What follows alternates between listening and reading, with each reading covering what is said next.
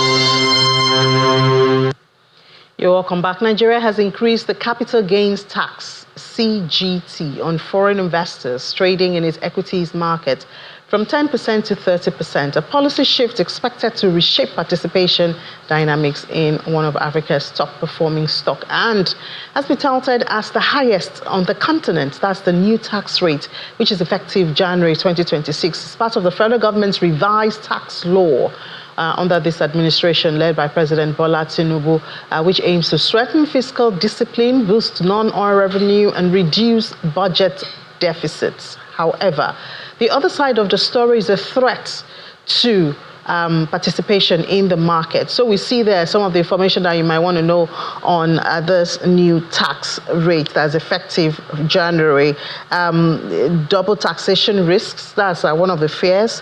The expansion of Nigeria's CGT to cover indirect transfers raises serious double taxation concerns. Investors, particularly cross-border holding structures, these are some of the concerns that have been shared. And every person who has disposed of a chargeable asset must file a self-assessment return and pay the tax computed not later than June 30th and December 31st of the year of assessment. So let's delve into this now, and we're doing this with partner Tax Regulatory and People Services at KPMG. Joining us virtually from here in Lagos is Mr. Akinwale Alao. Mr. Alao, good morning and welcome to the program. Good morning. Thanks for having me. Good to have you. So just when we were looking to attract more Nigerians, especially to the stock market, the fixed income market, we hear of this capital gains tax. Could you tell us about it and how you think it would be implemented? Okay, so I think it's important to just say that capital gains tax has been in Nigeria for a while. It was introduced firstly for the first time in Nigeria in 1967. So it's been around for about 60 years.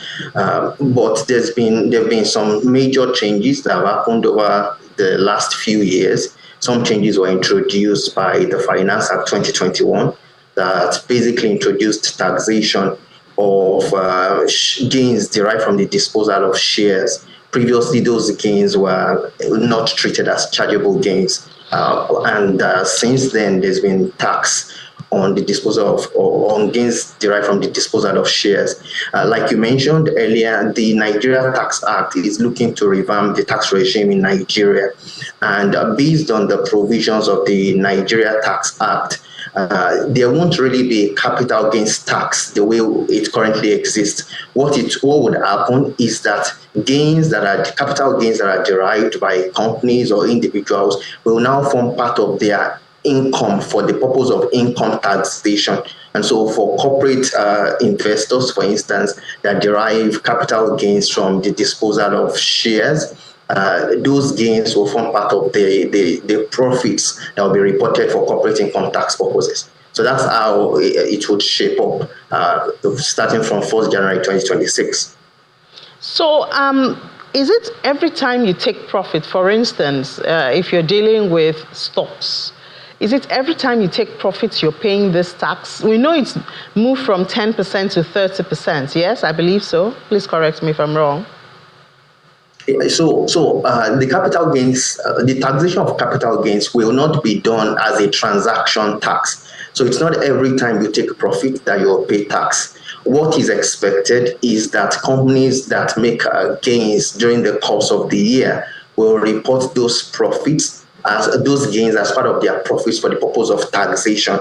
And of course, there will be relief. So if there are losses, for instance, that can be taken as a deduction from those gains, those losses would be deducted. The net profits is what companies will then pay tax on. They will pay corporate income tax on it at 30%.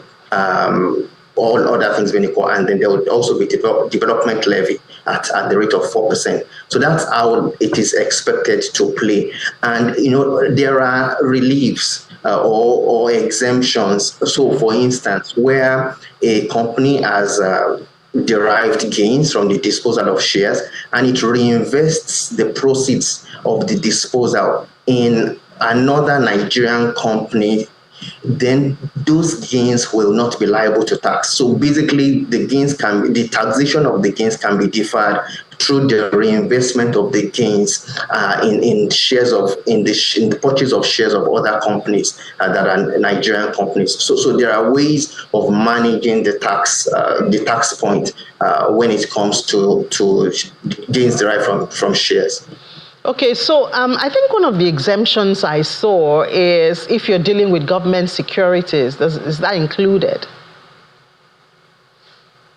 Yeah, so those won't be liable to tax, basically. So gains derived from the disposal of government securities won't be liable to tax.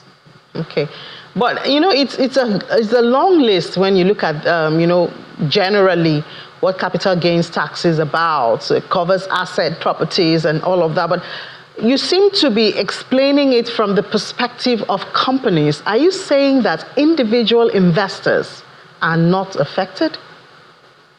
So individual investors will also be affected.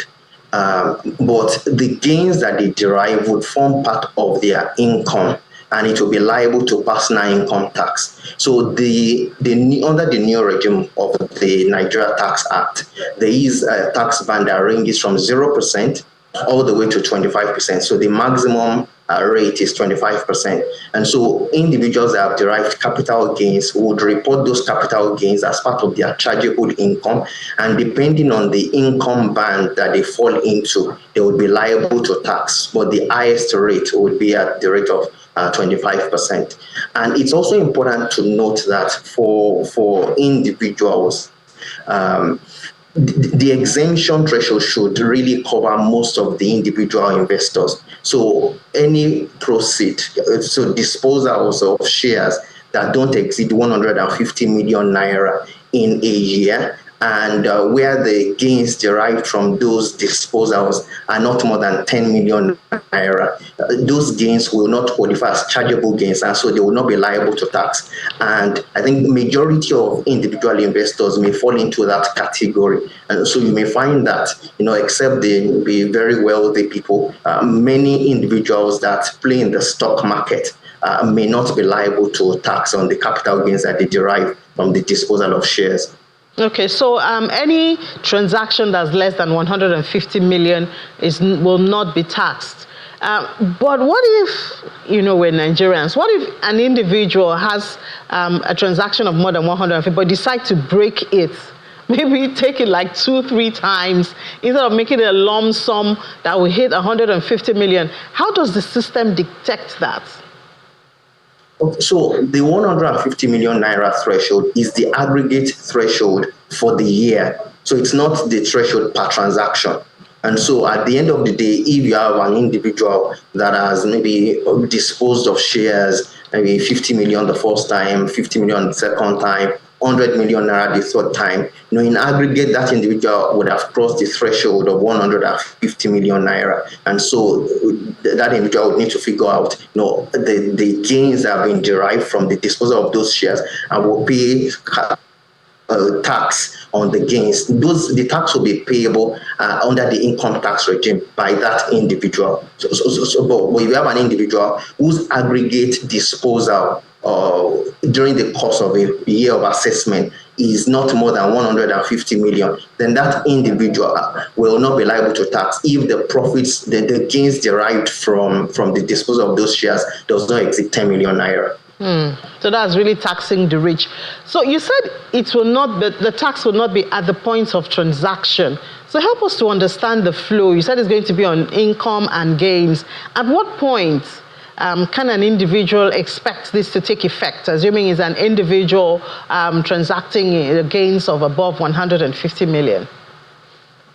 So an individual who is transacting above 150 million naira in terms of the proceeds and has derived capital gains would be expected to report that income as part the capital gain as part of the income for that year of assessment, and would file a return on the income that's been derived. Will file a return by the 30th or 31st of March of the following year, because that's the deadline for filing returns by individuals.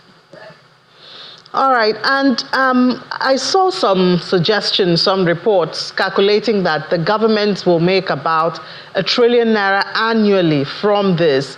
Where does the money go to? Does it go to the FIRS? We're still using the FIRS now. How is it redistributed? Can we trace it? So it's not just about generating revenue for the government, but can we trace it and feel the impact on the economy? Well, so I don't know if the amount to be generated will be, is $1 trillion. Unfortunately, I don't have my crystal ball here, but what I would say is that it may be difficult to track what the tax that will be derived from the disposal of shares would be, because, like I mentioned, the gains that are derived will form part of the income tax returns of individuals and of companies. And so unless maybe one does a deep analysis and one has one has access to information that's available to the tax authorities, it may be difficult to know what component of the incomes that have been reported or profits that have been reported by individuals or companies that relate to the gains they've derived from the disposal of shares. So it's going to be difficult. But to answer the question you've asked about where the money will go to, for companies, the gains that are derived will form part of the profits that they report for corporate income tax purposes, and the company's income tax that they pay will go into the federation account when it's collected, by the tax authority, by the Nigeria Revenue Service, as it would be known, starting from 1st January 2026. For individuals, the gains will be taxed as part of their personal income, and so the income tax would go to the tax authority of their state of residence. So if I'm based in Lagos State, for instance, and I've derived capital gains, I would report that as part of my chargeable income for personal income tax purposes. And when I file my return and pay my tax, that will be paid to the Lagos State Internal Revenue Service. So that obviously is more revenue for the government. And already with the removal of subsidy, there are questions as to the impact of that.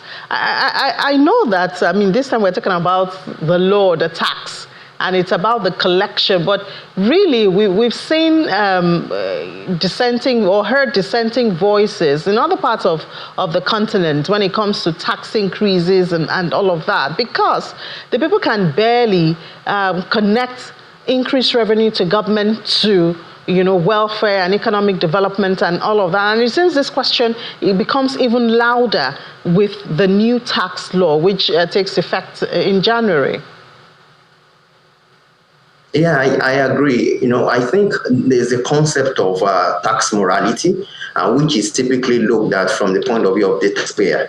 The taxpayer ensuring that the income that they earn is subject to tax and they don't engage in aggressive tax planning. But I think tax morality also needs to be looked at from the point of view of the government, of the tax authorities, because if taxes have been collected, the expectation is that they will be judiciously used to improve the lives and livelihoods of the citizenry. And so, the expectation is that maybe government will be held to greater account. Individuals and corporate citizens would expect the government to do more, since there would be increased revenue flows into the treasury. Well, some people say it will be time, or it will be a motivation for more Nigerians to get interested in what the government is doing. Because if more people are paying taxes and your money is going somewhere, then you'll be forced, whether you like it or not, to follow the money and find out what's going on, and that might lead to more accountability. I wonder if you have that perspective too. Yeah, I absolutely agree with you.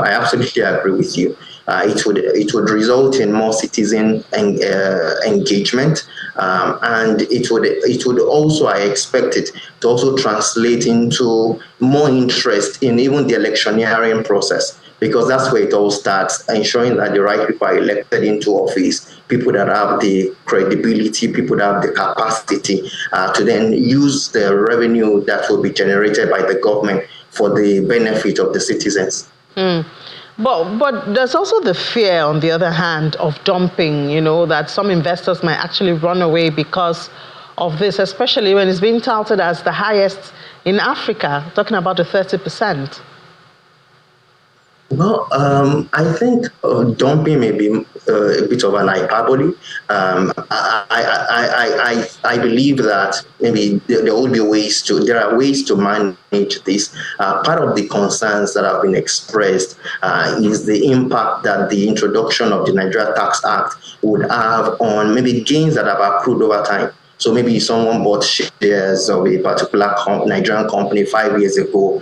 The share price has increased significantly, and if there's a disposal in 2026 and capital gains arise, if the gains are not reinvested, or if the proceeds are not reinvested, then that individual could be exposed, or the company could be exposed to tax on the entire gains that have been realized, as though the gain was realized only in 1 year. So that's part of the fears that have been expressed. But since there is exemption for proceeds that are reinvested, where the gains are up to a certain threshold, and I believe that there may be a way to manage that. Also, I believe that investors will take advice on how to manage this, because there are actions that can be taken, for instance, before the end of the calendar year, to also mitigate the impact that those kinds of positions may have on the investors. All right, thank you so much for sharing all that knowledge with us. Partner Tax, Regulatory and People Services at KPMG, Mr. Akinwale Alao. You're most welcome. Thanks for having me.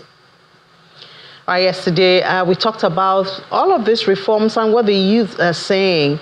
And we had the APC youth leader yesterday. Today, we're delving into some of those things that he talked about, which is the package, or some of the packages, or parts of the packages which this administration has kept for children, or for the youth, I beg your pardon. And that's Nigerian Education Loan Fund. We'll get more details of how it's being managed and who it's affecting right after this break. Please stay with us.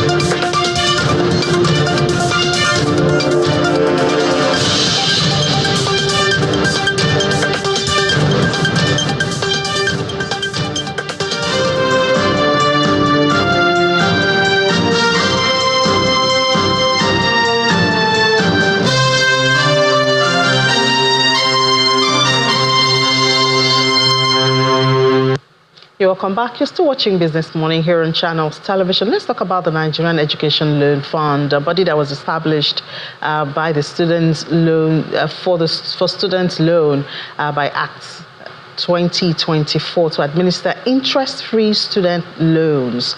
So far, they say they've had a total application of 846,462. They've had beneficiaries of 581,878.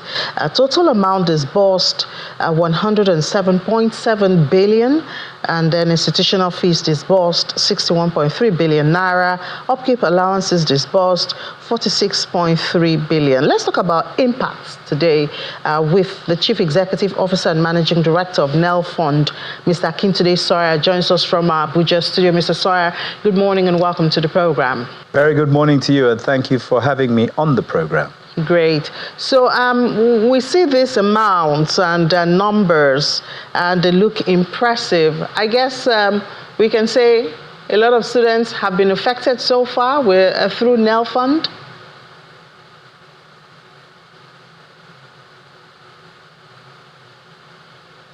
Yes, I think that it would be reasonable to suggest that after 16 months of operation, 582,000 Nigerian students have benefited from this program.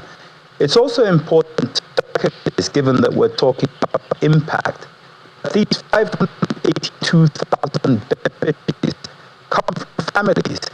Largely, these people, these Nigerians, future leaders of ours, would have been funded in the past through funds from their parents, from people who have perhaps sympathy for them. I think we're reaching a point with this where those people who have been previously funding students who technically don't have jobs, can't work, certainly can't afford to pay for their education, those people have found relief. And I think you can multiply 582,000 by 5 to get a sense of just how many Nigerians have been impacted so far by this. We're not even at the beginning of this process. I think given what we've seen so far, there are a lot more people to benefit from this. And the president, when he talked about renewed hope, has extended this mantra to renewed hope for Nigerian students and for Nigeria's future. Yeah, so let me just bring this up from before we delve into the deeper part of it. So yesterday I had, the youth leader, and I tried to confirm that there's no political affiliation connected to some of these benefits to the youth.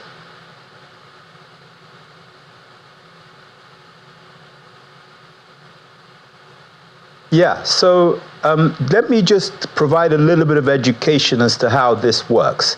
We have a portal, www.nelf.gov.ng. This portal is totally apolitical. It's totally non-religious.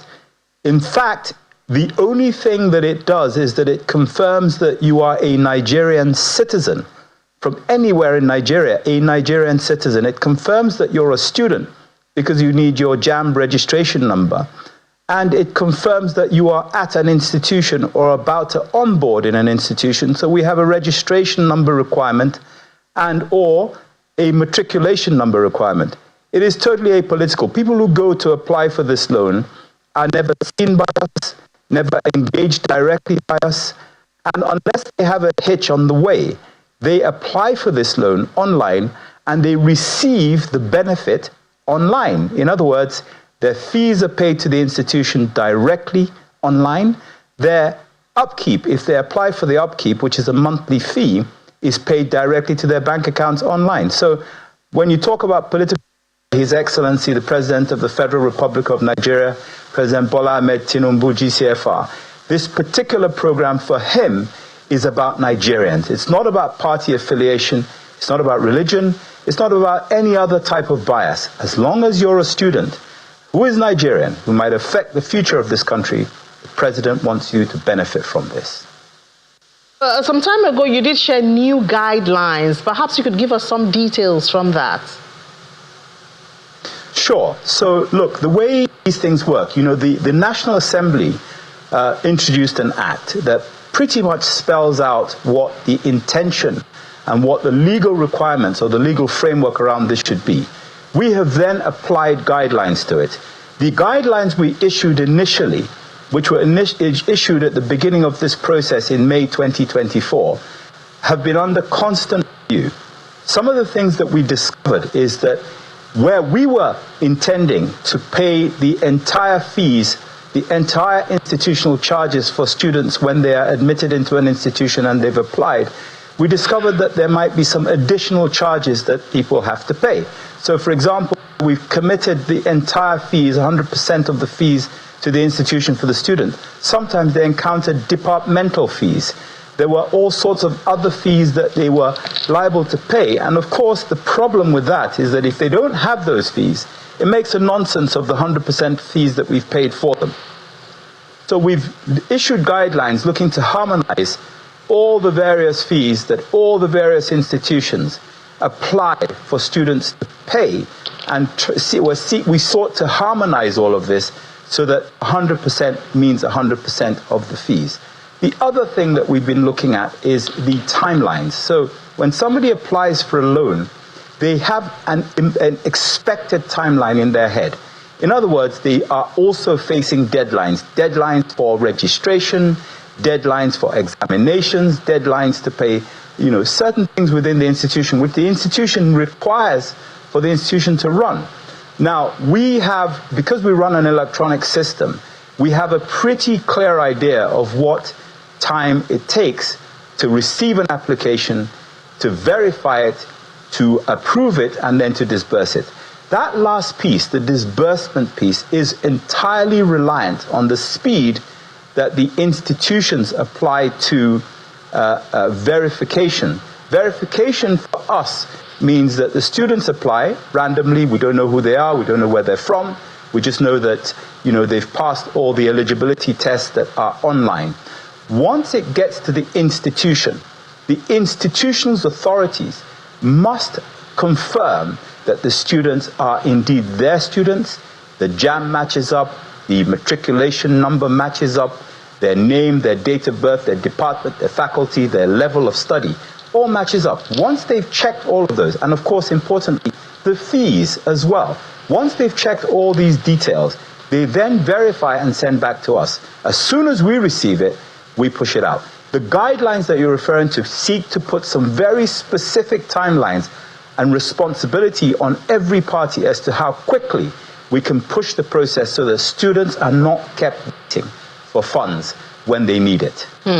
And in cases of hikes in tuition fees and all of that, since you're paying directly to the institution, I guess you also adjust what you're paying, yes? So, thank you. That's a very useful question. So, let me just quickly explain. When I talked about verification, one of the things I mentioned is the verification of the fees. Look, the start of this process is that all institutions are required to provide us with a list of all their students. They're required to provide us with a list of, alongside that list, their names, their date of birth, corrected and checked, the course they're studying, the level they're at, and importantly, they're required to provide us with the fees, the full fees for that student, for every student, which is obviously related to the course and the year of study. Now, once those fees are put into our system, that is what the student sees when they go to apply for the institutional loan. When they see that, if they're in agreement with that, that's what they apply for. So referring specifically to your comment around the hike in fees, yes, we have noticed that some institutions have put their fees up. Now, it would be presumptuous of me to say that they put their fees up just because of NELFund. But look, we are concerned about ensuring, the president is concerned about ensuring that the amounts of funds that we have available stretch to as many Nigerians as possible.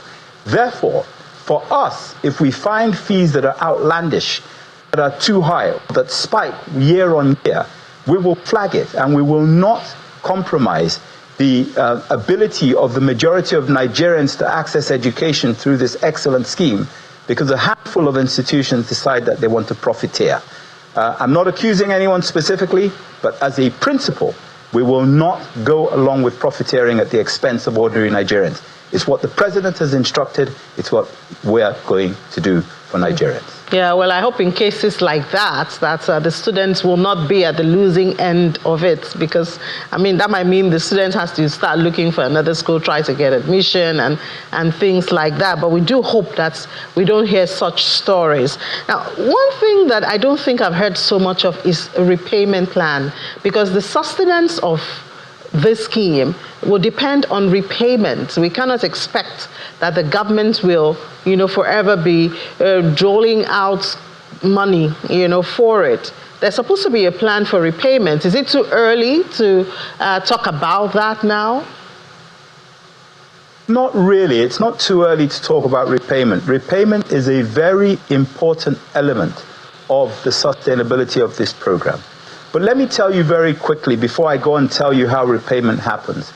The law allows us to raise funds from external parties. So apart from the funding that the government is providing, which we are, beholden to 100% today, our intention, because the law allows us to do this, is to raise funds from investors, from interested parties, from donors, from philanthropists, for people with a special interest in education.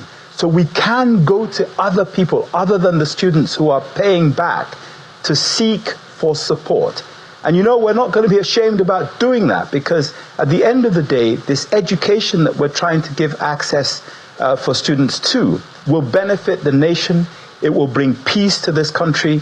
It'll reduce banditry. It'll reduce crime. It'll increase productivity. It'll increase our competitiveness, both locally and globally. So, we fully intend to ensure that we're not going to put all of the burden of this on repayment. And let me explain why. This scheme says, or our guidelines say, that people don't have to start paying back until 2 years post, 2 years after they've completed their NYSC. Look, simply put, if nobody pays back until 2 years after their NYSC, which, by the way, they can pay back early, if nobody does that, we're going to be running on government coffers for quite a long time. So we have a fund mobilization department which actually is seeking funds from others. The other thing I should tell you is that when they do start paying back, it's only on the basis that they have a job. If a person does not have a job, they do not pay back. So even 2 years after NYSC, you only pay back when you have a job. Now, guess what? It is the employer that has the obligation to deduct 10% of the income of that individual and pay it back to the NEL fund. We don't know today what the incomes of individuals are going to look like. So that 10% may not even cover what we're expending today. But we've got to look at this from the perspective primarily of impact. We're going to impact our nation. We're going to impact our competitiveness. We're going to increase the tax base because more people will be employable.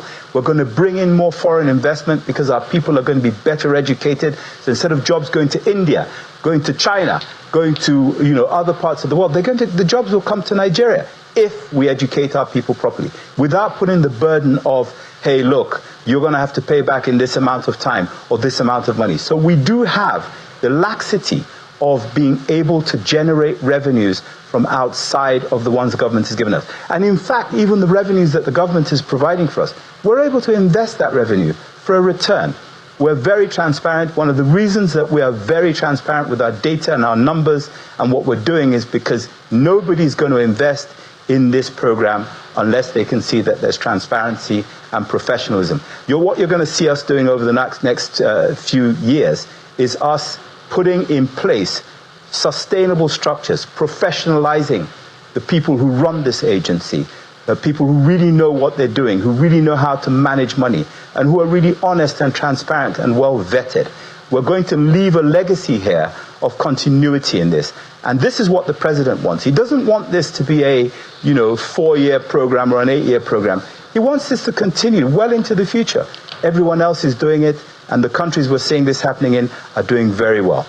All right, Mr. Sawyer, I'm just curious. Have you had interest? Have you those external funding sources you're talking about, individuals, corporates? Have you had positive responses so far? The answer to your question is yes, absolutely. We have had. First of all, let me start off by telling you that some of the people who took loans from the Nigerian government in the 70s, because there was a similar scheme that was available in the 70s, have started giving their funds or they're repaying their loans to NEL Fund. This speaks to the transparency and the confidence they have in what we're doing here. So that's one thing. The second thing is that there are industrialists. There are serious, major industrialists who have approached us to say, hey, look, I want to fund 10,000 students. I want to fund 20,000 students. Please, how can we help get you as NEL Fund to help administer that? A lot of people, you need to remember, a lot of people in this country are paying fees for wards, for people who they just want to help, but they don't have a mechanism for that. NEL Fund is seen as a mechanism for that. But very specifically, to answer your question, there is a lot of interest in the principle of putting funds into NEL Fund. I say the principle because on top of that principle, we've got to build confidence. We've got to build a proper governance structure. We've got to be able to demonstrate that we know what we're doing and that we have a plan for the future. And I'm going to be rolling out some of these things over the next few months and perhaps over the next year as to how we're going to ensure that the right people are running this agency for the future. Our job at the moment is to lay the foundation to ensure that what comes on top of it is solid. But very specifically, and I'll repeat, we have been approached by industrialists, and we're also talking to some potential foreign interested parties, NGOs, who are interested in seeing how they can use this to ensure that the economy is more stable, the polity is more stable, and that there's less crime, perhaps, and less frustration, and maybe even less migration out of Nigeria. We have a pivotal role to play in this country, and thankfully we have the political support of His Excellency President Bola Ahmed Tinubu, who's absolutely determined to support this program for the benefit of all Nigerians. Mr. Jai, you did say that you're at liberty at the fund to invest. I wonder what areas or platforms of investment is of interest to NEL Fund. Have you already started it, or you're just thinking about it? Okay, so, you know, the best returns that you can get as an investor is when you have sort of mixed platforms for you to invest in. Today, we are a government entity. We're 100% owned by government, which means that we are under TSA, Treasury Single Account. It also means, by inference, that we can only invest in government instruments. They're very safe, and sometimes you get good returns. But look, when we want to get serious about investment, we're going to have to find a way of getting out of the TSA, because once we're out of the TSA, then we can work with serious investors, serious players in the investment space, so that we can wander outside of the restrictions of government to ensure that we can get real funding in and we can do real investments that give us good income to be able to sustain this. There is one country that I'm aware of, let me name it, Malaysia, where the student loan scheme is almost entirely now in the hands of the private sector. That's the way we've got to go. Government is an enabler. Government, under this president, under this administration, under this Tinubu administration, has enabled this to start. We've got to make sure that we put in place a structure that enables it to run and run and run and run and run beyond government. So this is what we're trying to do, and the question you ask is very instrumental in that process. Getting investment right, making sure that we have very clear guidelines as to how investments are made, and proper governance so that, we don't lose money, that we continue to gain. We can invest in all sorts of things, real estate, maybe even the stock market, pension funds. We can, once we get the waiver that we require from government. We're hoping that we'll be able to get that. There's a process and some bureaucracy to get through to be able to do that.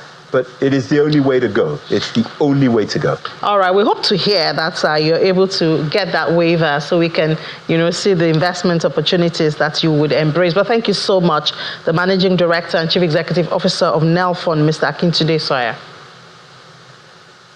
Thank you very much for having me here, and please invite us back so we can update you. Thank you. All right. Thank you.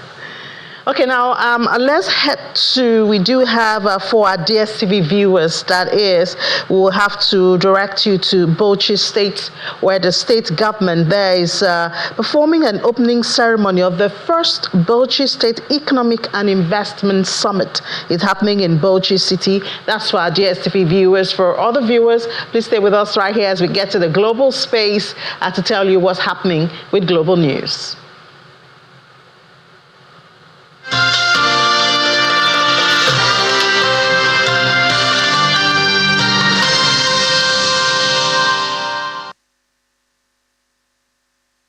We start from that great movement by gold, spot gold. It smashed through $4,000 an ounce. That's the first time, as concerns over the U.S. economy and a government shutdown added fresh momentum to scorching rally. It's a milestone for bullion, which traded below 2,000 just 2 years ago, with the returns that now outstrips those for equities this century.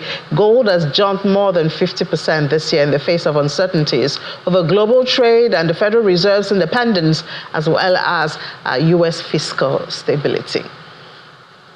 And from there, we go to the European Union, which has announced plans to hike tariffs on imported steel in a move that the UK's steel industry has said could be perhaps the biggest crisis it has ever faced.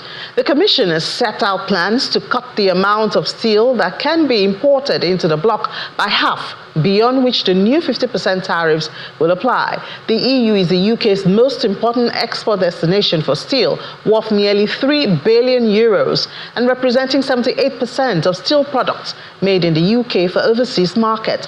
The Commission has come under pressure from some member states and their steel industries, which have been struggling to compete with cheap imports from countries like China and Turkey. The EU is proposing to reduce tariff-free quotas for imports to 18.3 million tons a year. This is about 47% reduction from the 2024 levels. The new measures will come into force early next year, but will first need to be approved by a majority of the EU member states and European Parliament. And still in Europe, but now their biggest economy, Germany, we see the German industrial output fell much more than expected in August because of a sharp decrease in production in the car industry. Industrial production fell by 4.3% compared with the previous month. This is according to the Federal Statistics Office. The less volatile 3-month-on-3-month comparison showed that production was 1.3% lower in the period from June 2025 to August 2025 than in the previous 3 months. Production in Germany's largest industrial branch, the automotive industry, fell by 18.5% on the previous month due to the combination of annual plant closures for holidays and production changeovers. This is according to the Statistics Office. In the UK, British Prime Minister Keir Starmer begins a 2-day visit to India, started today, joined by over 100 leaders from the business, culture, and university sectors. It's an effort to promote a recently signed trade deal. Britain and India signed a free trade agreement in July during a visit by Indian Prime Minister, sealing a deal to cut tariffs on goods from textiles to whiskey and cars and allow more market access for businesses. Talks on the trade pact were concluded in May after 3 years of stop-start negotiations, with both sides hastening efforts to clinch a deal in the shadow of tariff turmoil unleashed by U.S. President Donald Trump. The deal between the world's 5th and 6th largest economies aims to increase bilateral trade by further £25.5 billion by 2040. The industry has been lobbying the UK government to reduce U.S. tariffs after a deal between the countries did not cover whiskey.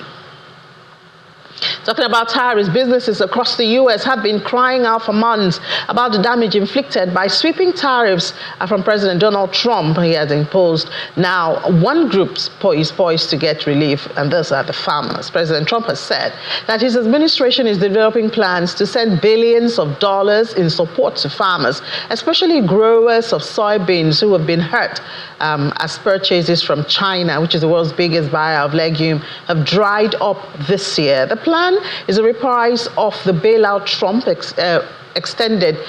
President Trump extended to farmers. It was hit by trade wars of his first term and reflects pressure that he's facing from a key part of his voter base over the consequences of his tariff policies. But plans have been frustrated and have frustrated many other kinds of businesses that have also been hurt as the new taxes on imports raise costs for firms based in the U.S. and alienate long-time customers overseas.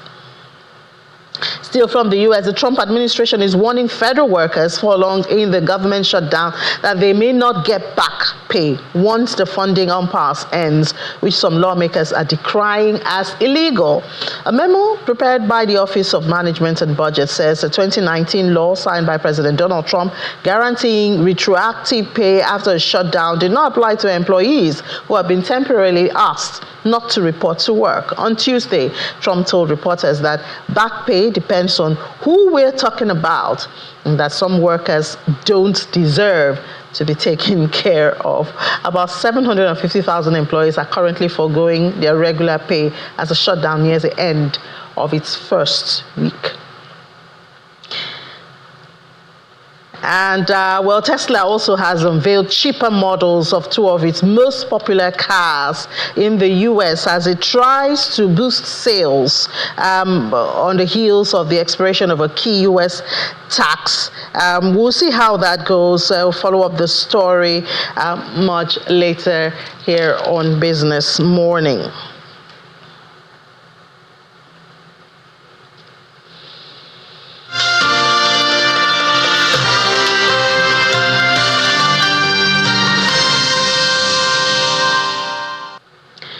And the NGX is muted this morning after that, comfortable gain that we had at the close of trade yesterday. It's in the green in early trade, but like 0.00. We'll see what the numbers would look like at intraday when I'll be back on Business Incorporated to take you around the world of business. And then we'll have just about 25 minutes. I'm Ini John Mekwa. I'll talk to you later.